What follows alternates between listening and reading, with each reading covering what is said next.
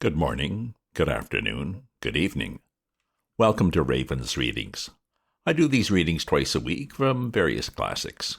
If you subscribe to my free Substack newsletter at ravensview.substack.com, you'll get notified of the next episode and can leave your comments or suggestions. And you can also browse in there my flash fiction writings or musings on the world. I'll be reading to you from Very Good Jeeves. It's a collection of short stories written by P.G. Wodehouse in 1930. Jeeves, a very competent valet, and his hapless employer, Bertie Wooster, were characters in dozens of short stories by Wodehouse. The stories are told from the point of view of Bertie. Jeeves and the Old School Chum. In the autumn of the year in which Yorkshire Pudding won the Manchester November Handicap, the fortunes of my old pal Richard Bingo Little seemed to have reached their... what's the word I want? He was, to all appearances, absolutely on plush. He ate well, slept well, was happily married, his uncle Wilberforce having at last handed in his dinner pail, respected by all, had come into possession of a large income and a fine old place in the country about 30 miles from Norwich. Buzzing down there for a brief visit, I came away convinced that if ever a bird was sitting on top of the world, that bird was Bingo. I had to come away because the family were shooting me off to Harrogate to chaperone my Uncle George, whose liver had been giving him the elbow again. But as we sat pushing down the morning meal on the day of my departure, I readily agreed to play a return date as soon as ever I could fight my way back to civilization. "Come in time for the Lakenham races," urged young Bingo. He took aboard a second dollop of sausages and bacon, for he had always been a good trencherman, and the country air seemed to improve his appetite. "We're going to motor over with a luncheon basket and more or less revel." I was just about to say I would make a point of it when Mrs. Bingo, who was opening letters behind the coffee apparatus, suddenly uttered a pleasing yowl. "Oh, sweetie lambkin!" she cried. Mrs. B., if you remember, before her marriage was the celebrated female novelist Rosie M. Banks, and it is in some such ghastly fashion that she habitually addresses the other half of the sketch. She had got that way, I take it, from a lifetime of writing for the masses. Bingo doesn't seem to mind, I suppose, seeing that the little woman is the author of such outstanding bilge as Mervyn Keene Clubman and Only a Factory Girl, but he is thankful it isn't anything worse. "Oh, sweetie lambkin, isn't that lovely?" "What?" "Laura Pike wants to come here." "Who?" "Oh, you must have heard me speak of Laura Pike. She was my dearest friend at school. I simply worshipped her. She always had such a wonderful mind. She wants us to put her up for a week or two." "Oh, right-o. Bung her in." "You're sure you don't mind?" "Oh, of course not. Any pal of yours." "Oh, darling," said Mrs. Bingo, blowing him a kiss. "Angel," said Bingo, going on with the sausages. All very charming, in fact. Domestic scene, I mean. Cheery give and take in the home and all that. I said as much to Jeeves as we drove off. "In these days of unrest, Jeeves," I said, "with wives yearning to fulfill themselves and husbands slipping round the corner to do what they shouldn't, and the home, generally speaking, in a melting pot, as it were, it is nice to find a thoroughly united couple." "Decidedly agreeable, sir." "I allude to the Bingos, Mr. and Mrs. What was it the poet said of couples like the Bingies? 'Two minds with but a single thought, two hearts that beat as one,' sir." "What dashed good description, Jeeves." "It has, I believe, given uniform satisfaction, sir." And yet, if I had only known, what I had been listening to that a.m. was the first faint rumble of the coming storm. Unseen in the background, fate was quietly slipping the lead into the boxing glove. I managed to give Uncle George a miss at a fairly early date, and, leaving him wallowing in the healing waters, sent a wire to the Bingos announcing my return. It was a longish drive, and I fetched up at my destination only just in time to dress for dinner. So I had done a quick dash into the soup and fish garb, and was feeling pretty good at the prospect of a cocktail and the well-cooked when the door opened and Bingo appeared. "Hello, Bertie," he said. "Ah, Jeeves." He spoke in one of those toneless voices, and catching Jeeves's eyes, I adjusted the old cravat. I exchanged a questioning glance with it. From its expression, I gathered that the same thing had struck him that had struck me, that as our host, the young squire, was none too chirpy. The brow was furrowed, the eye lacked that hearty sparkle, and the general bearing and demeanour were those of a body discovered after being several days in the water. "Anything up, Bingo?" I asked, with the natural anxiety of a boyhood friend. "You have a mouldy look. Are you sickening for some sort of plague?" "I've got it." "Got what?" I said. "The plague." "What do you mean?" "She's on the premises now," said Bingo, and laughed in an unpleasant hacking manner, as if he were missing on one tonsil. I couldn't follow him. The old egg seemed to me to speak in riddles. "You seem to me, old egg," I said, "to speak in riddles. Don't you think he speaks in riddles, Jeeves?" "Yes, sir." "I'm talking about the Pike," said Bingo. "What Pike?" I said. "Laura Pike. Don't you remember?" "Oh, yeah, of course, the old school chum, this seminary crony. Is she still here?" "Yes, and looks like staying forever. Rosie's absolutely potty about her. Hangs on her lips." "Oh, the glamour of the old days still persists, eh?" "I should say it does," said young Bingo. "This business of schoolgirl friendship beats me. Hypnotic is the only word. I can't understand it. Men are like that. You and I were at school together, Bertie, but my gosh, I don't look on you as a sort of mastermind." "You don't?" "I don't treat your latest utterance as a pearl of wisdom." "Why not?" "Yet Rosie," he continues, "does this with Pike. In the hands of the Pike she is mere putty. If you want to see what was once a first-class Garden of Eden becoming utterly ruined as a desirable residence by the machinations of a serpent, take a look round this place." "Oh, why, what's the trouble?" "Laura Pike," said young Bingo with intense bitterness, "is a food crank, curse her. She says we all eat too much and eat it too quickly, and anyway not to be eating it at all, but living on parsnips and similar muck. And Rosie, instead of telling the woman not to be a fathead, she gazes at her in wide-eyed admiration, taking it in through the pores. The result is that the cuisine of this house has been shot to pieces, and I'm starving on my feet. Well, when I tell you that it's weeks since a beefsteak pudding raised its head in the home, you'll understand what I mean." At this point the gong went. Bingo listened with a moody frown. "I don't know why they still bang that confounded thing," he said. "Nothing to bang it for. By the way, Bertie, would you like a cocktail?" "Yes, I would." "Well, you won't get one. We don't have cocktails anymore. The girlfriend says they corrode the stomach tissues." I was appalled. I had no idea that the evil had spread as far as this. "No cocktails?" "No, and you'll be dashed lucky if it isn't a vegetarian dinner."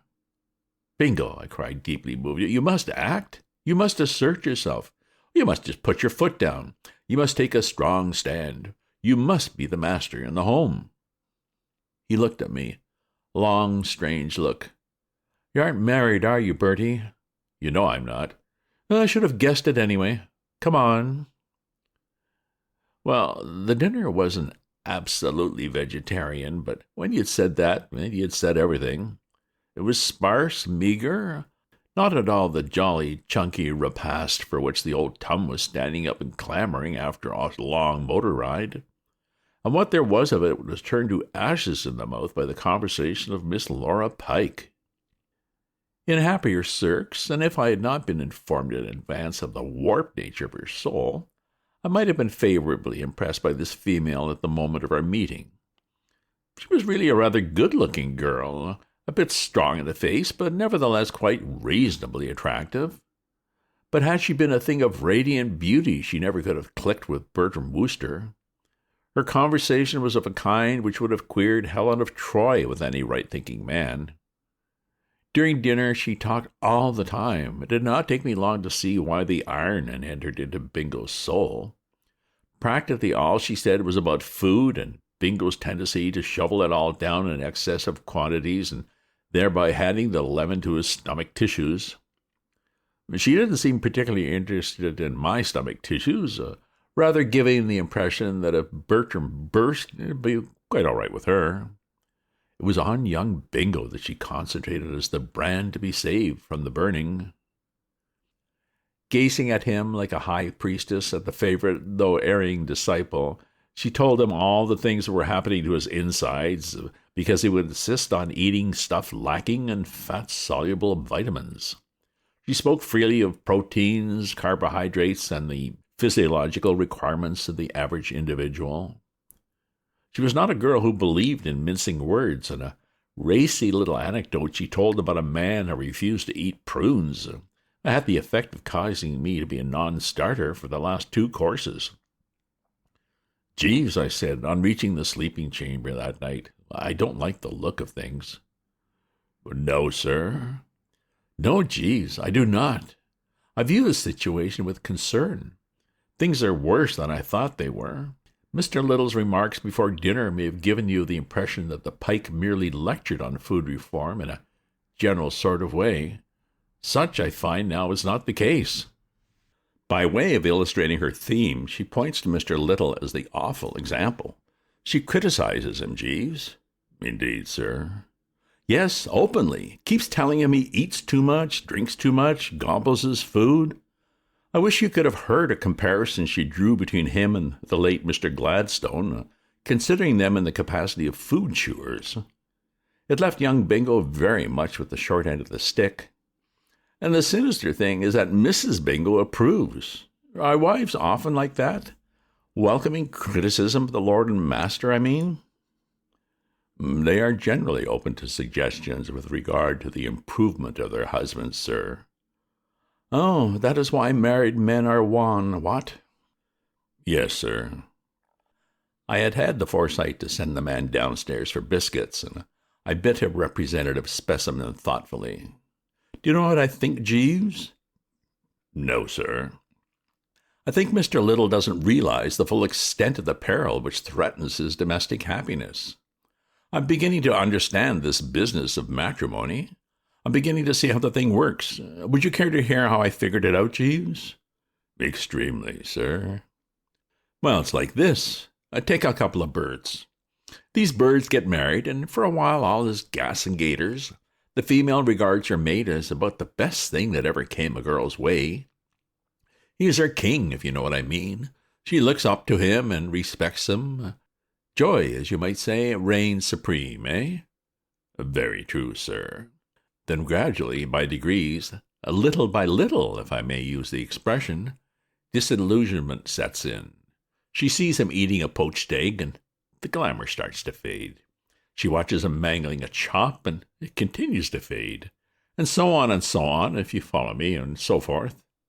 "I follow you perfectly, sir." But mark this, Jeeves, this is the point. Here we approach the nub. Usually it is all right, because, as I say, the disillusionment comes gradually, and the female has time to adjust herself. But in the case of young Bingo, owing to the indecent outspokenness of the Pike, it's coming in a rush. Absolutely in a flash, without previous preparation, Mrs. Bingo is having Bingo presented to her as a sort of human boa constrictor full of unpleasantly jumbled interior organs.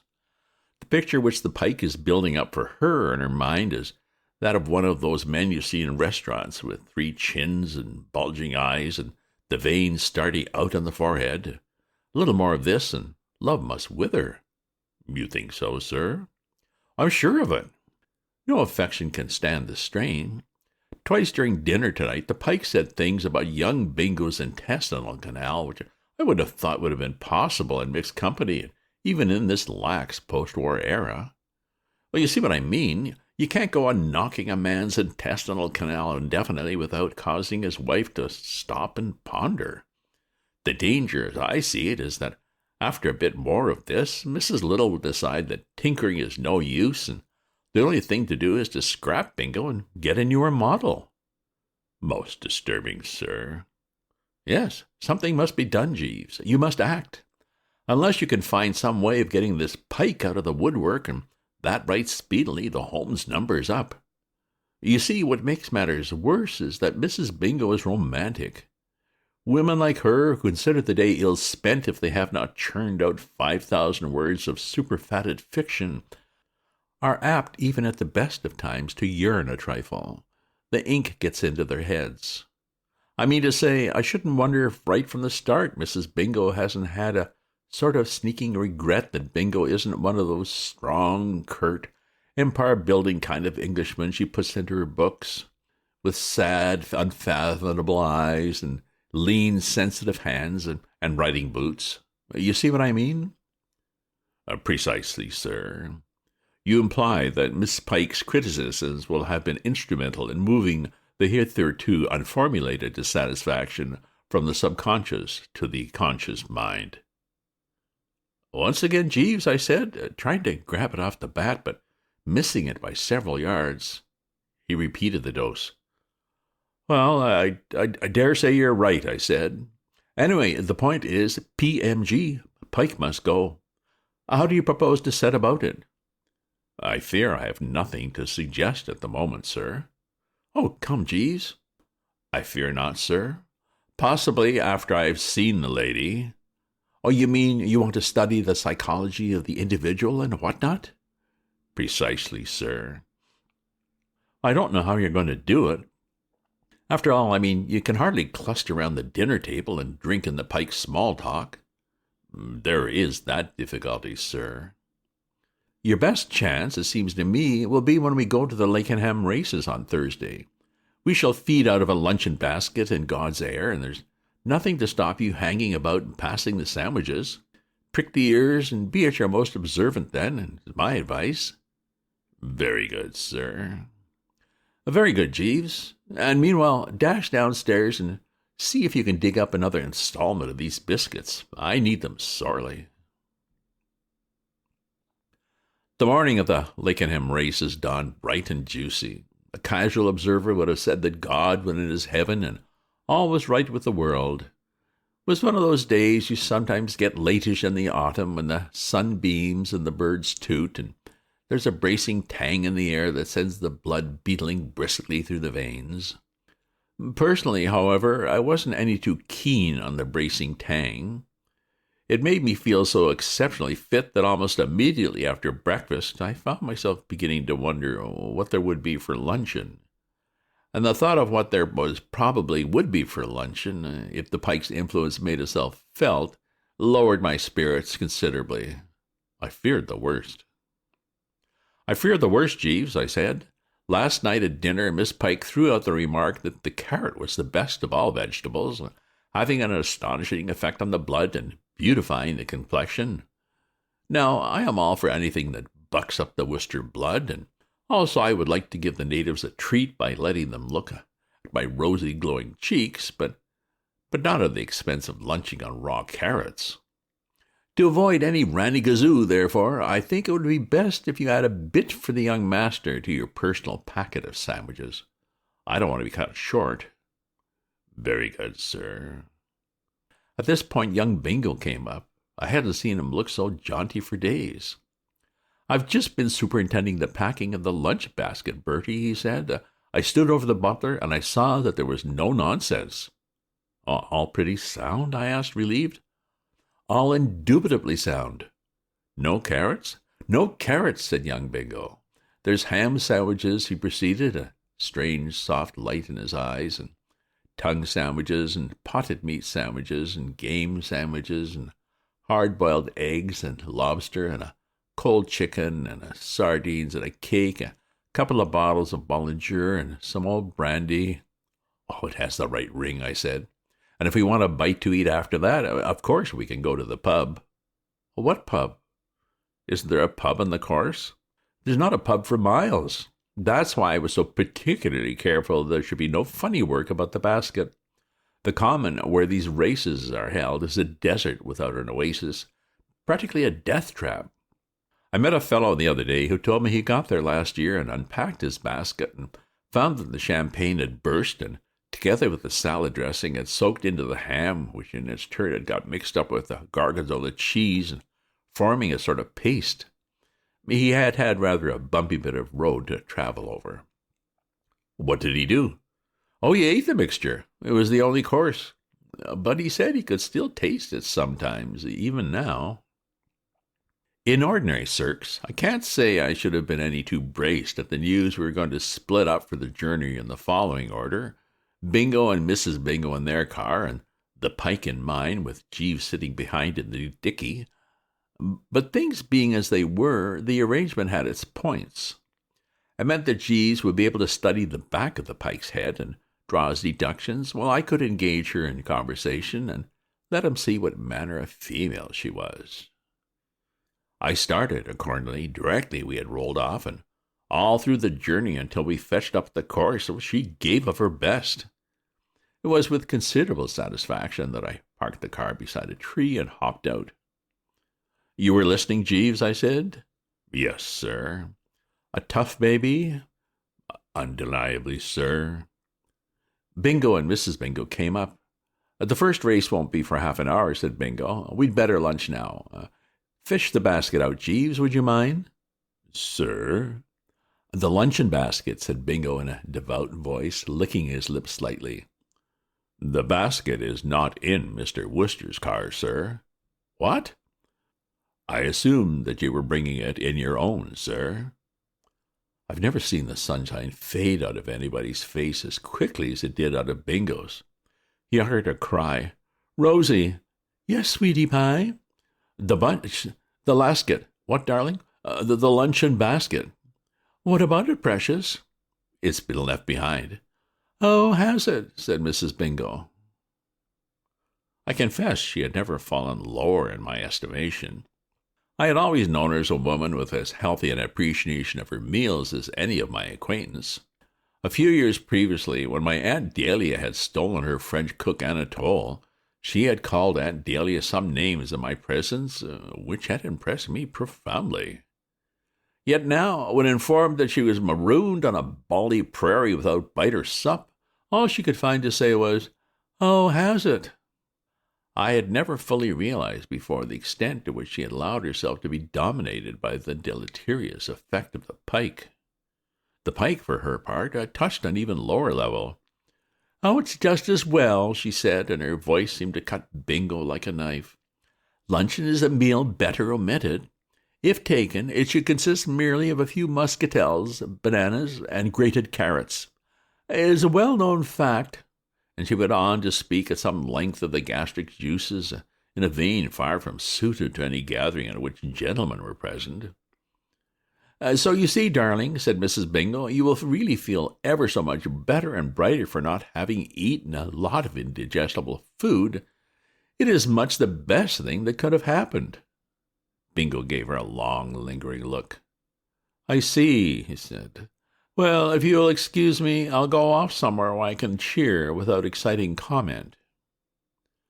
I perceived Jeeves withdrawing in a meaning manner, and I followed him, hoping for the best. My trust was not misplaced. He had brought enough sandwiches for two. In fact, enough for three. I whistled for Bingo, and he came slinking up, and we restored the tissues in a makeshift sort of way behind a hedge. Then Bingo went off to interview bookies about the first race, and Jeeves gave a cough. "Swallowed a crumb the wrong way?" I said. "No, sir, I thank you. It is merely that I desired to express a hope that I had not been guilty of taking a liberty, sir." "Oh, how?" "In removing the luncheon basket from the car before we started, sir." I quivered like an aspen. I stared at the man, aghast, shocked to the core. "You, Jeeves?" I said, and I should rather think Caesar spoke in the same sort of voice on finding Brutus puncturing him with a sharp instrument. "You mean to tell me it was you who deliberately, if that's the word I want?" "Yes, sir. It seemed to me the most judicious course to pursue.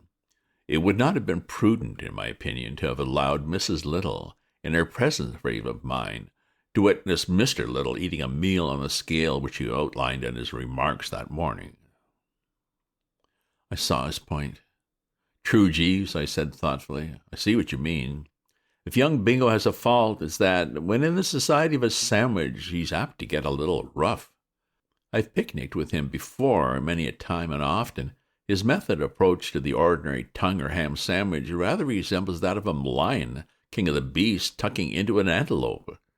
Add lobster and cold chicken, and I admit the spectacle might have been something of a jar for the little woman. Still, all the same, well, nevertheless. And there is another aspect of the matter, sir. What's that?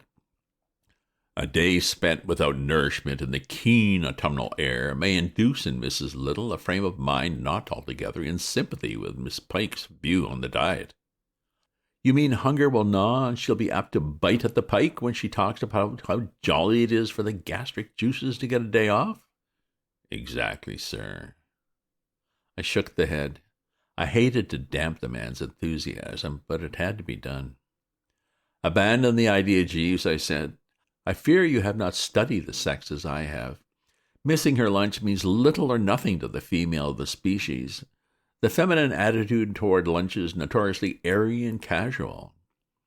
Where you have made your bloomer is in confusing lunch with tea. Hell, it is well known, has no fury like a woman who wants her tea and can't get it.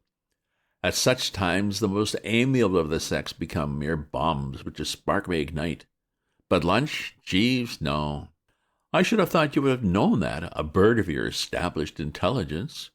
No doubt you are right, sir. If you could somehow arrange for Miss Little to miss her tea, but those are idle dreams, Jeeves. By tea time she will be back at the old home in the midst of plenty. Only takes an hour to do the trip. The last race is over shortly after 4. By 5 o'clock, Mrs. Little will have her feet tucked under the table and will be reveling in buttered toast. I'm sorry, Jeeves, but your scheme was a washout from the start. No, earthly, a dud. I appreciate the point you raise, sir. What you say is extremely true. Unfortunately, well, there it is. The only thing to do seems to get back to the course and try to skin a bookie or two and forget. End of episode. Well, this seemed like a good idea, but once Mrs. Little gets back for tea, she'll be just fine, and Bingle will still be stuck with the pike. Any ideas? Just a reminder, if you subscribe to my free newsletter at ravensview.substack.com, you'll get notified of my updates as soon as they're ready. Plus, you can browse the various short stories and musings I have in there. If you enjoyed this reading or have other classics you'd like to hear, do leave me a comment. Check out my other posts on my Substack. Remember to share this with your friends. Ta-ta for now.